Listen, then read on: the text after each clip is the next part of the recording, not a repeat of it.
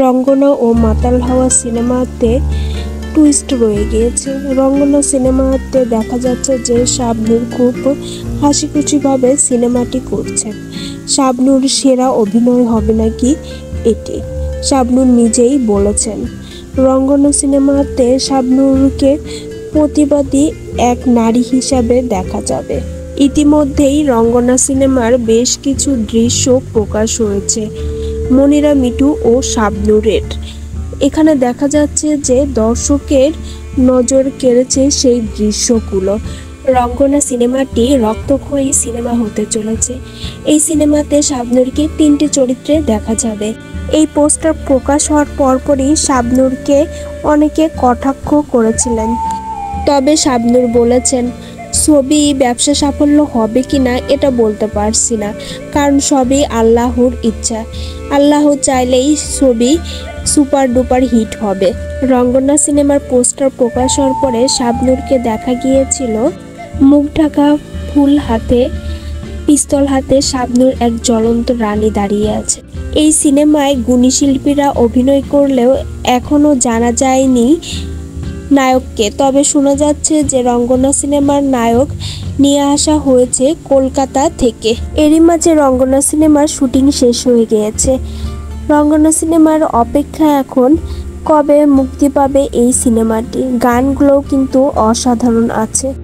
রঙ্গনা সিনেমার পরেই মাতাল হাওয়াটি নির্মাণ করবেন চয়নিকা চৌধুরী। শাবনূরকে এখানে দেখা যাবে ইয়াং লুকে। চয়নিকা চৌধুরী বলেছেন দর্শকরা আশাহত হবেন না এই সিনেমাটি দেখে।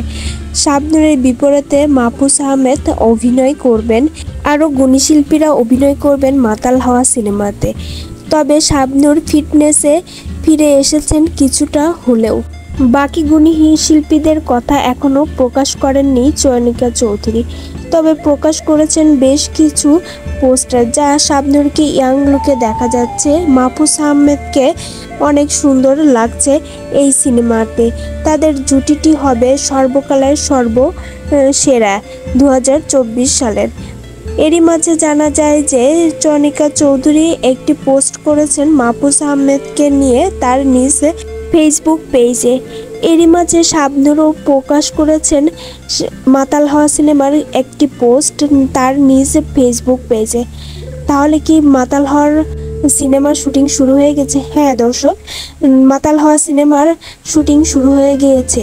আশা করাই যাচ্ছে যে মাতাল হাওয়ার সিনেমার শুটিং শুরু হয়ে গিয়েছে।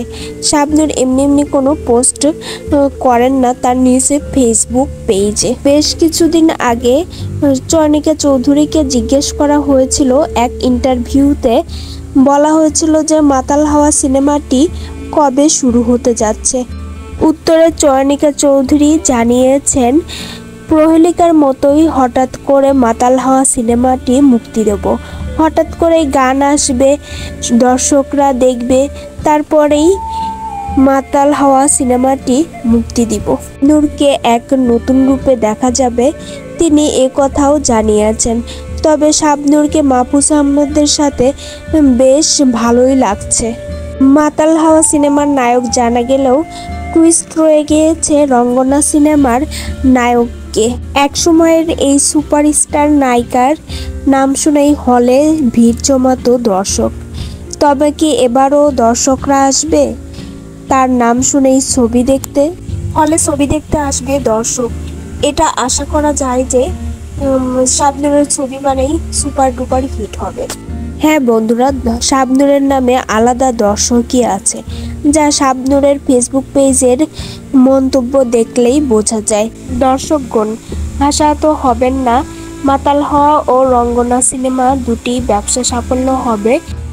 দুটি সিনেমারই গল্প হবে অসাধারণ, গানগুলো হবে জনপ্রিয়তার শীর্ষে এবং ট্রেন্ডিংয়ে থাকবে শাবনূরের এই গানগুলি। আশা করা যাচ্ছে যে শাবনূরের একটি সিনেমা ঈদে মুক্তি দেওয়া হবে। বিনোদন জগতের নতুন খবর পেতে আমাদের পাশেই থাকুন চ্যানেলটি সাবস্ক্রাইব করে, সাথে লাইক, কমেন্ট ও শেয়ার করবেন ভিডিওটি।